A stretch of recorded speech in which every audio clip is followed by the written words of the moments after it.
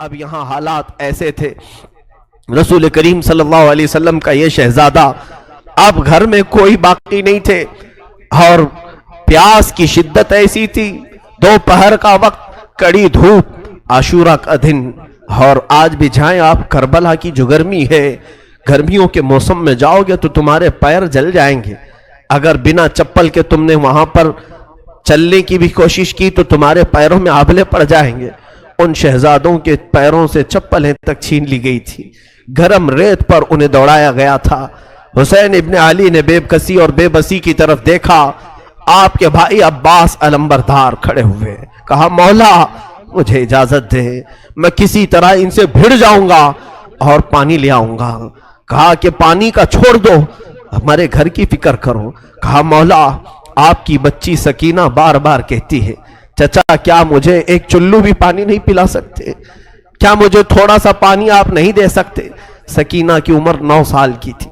9 سال کی بچیاں ہمارے سامنے میرے عزیزوں وہ کلیاں ہوتی ہیں، وہ پیار کرنے کی ہوتی ہیں، محبت سے دیکھنے والی بچیاں ہوتی ہیں۔ ہم تو کانٹا بھی چبھنے نہیں دینا چاہتے ہماری بچیوں کو۔ سکینہ بے یار و مددگار خیمے میں جب اپنے چچا کو پکارنے لگی، کیا چچا سارے شہزادے پانی سے پیاسے چلے گئے، کیا بچیوں اور عورتوں کو بھی پانی نہیں دیا جائے گا؟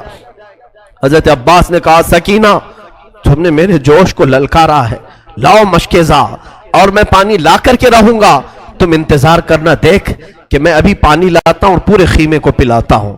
مشکیزہ اٹھایا اور چل پڑے دریائے فرات پر۔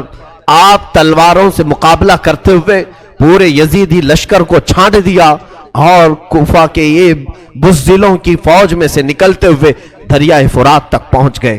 فرات میں پہنچنے کے بعد آپ نے دیکھا پانی جوش مارتا ہوا، ٹھنڈا پانی، ندی کا میٹھا پانی، اور مشکیزہ ہاتھ میں ہے۔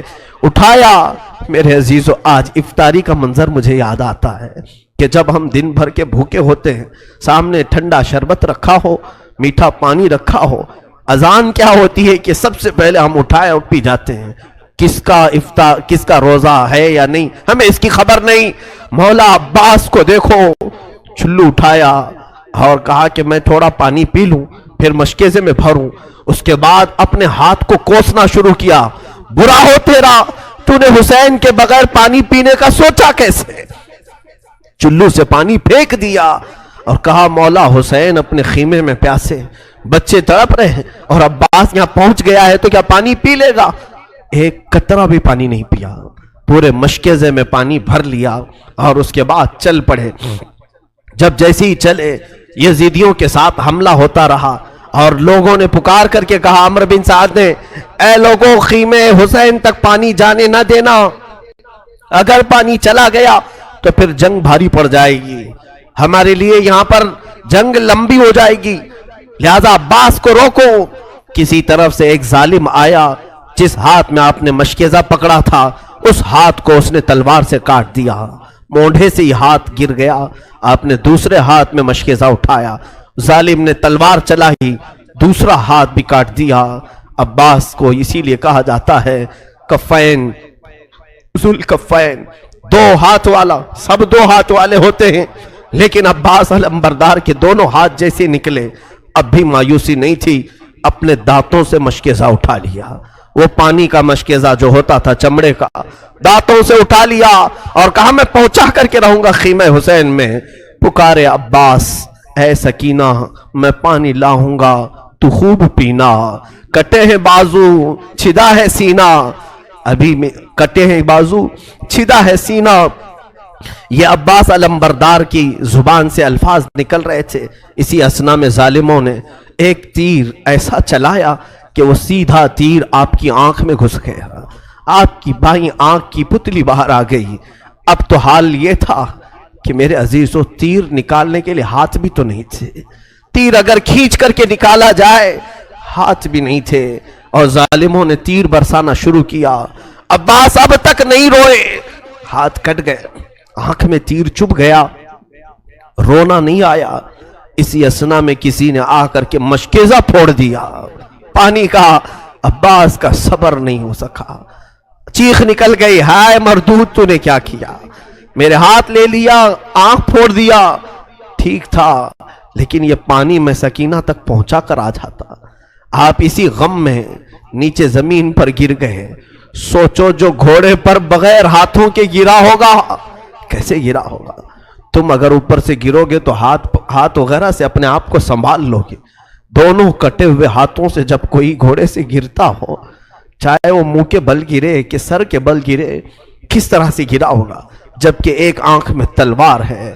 پکارا اپنے بھائی کو, اپنے بھائی امام حسین کو پکارا. مولا حسین دوڑتے ہوئے آئے. راویوں نے لکھا ہے کہ حسین ابن علی اتنی تیزی سے دوڑتے ہوئے آئے کہ پورا امامہ کھل گیا تھا اور کپڑے الجھ گئے تھے. دوڑتے ہوئے آئے, عباس کو اٹھایا, سر لیا, اب بھی جان باقی تھی. کہا امام علی مقام سے کہ ہاتھ دونوں نہیں ہیں, تیر آپ اپنے ہاتھ سے نکال لیں. دونوں ہاتھ کٹے ہوئے تھے. امام علی مقام نے تیر آنکھ سے نکالی تو آنکھ کی پتلی بھی تیر کے ساتھ باہر آ گئی. دوسری آنکھ میں خون جمع تھا. عباس اسی اثنا میں کہہ رہے تھے مولا بس دو تین خواہشیں ہیں. کہا عباس کہو تو صحیح. کہا پہلی خواہش یہ ہے کہ آنکھ پر جمع ہوا خون صاف کر دیں. آخری بار ایک بار آپ کے چہرے کو دیکھ لوں, ایک بار آپ کا دمکتا ہوا چہرہ دیکھ لوں. مولا حسین نے اپنے امامے کے کپڑے سے ان کی آنکھیں صاف کی. جب آنکھ کھولی تو عباس سے کہا اور کیا خواہش ہے بتاؤ. کہا مولا میری لاش کو اٹھا کر خیمے کی طرف مت لے جانا, خیمے کی طرف نہ لے جانا.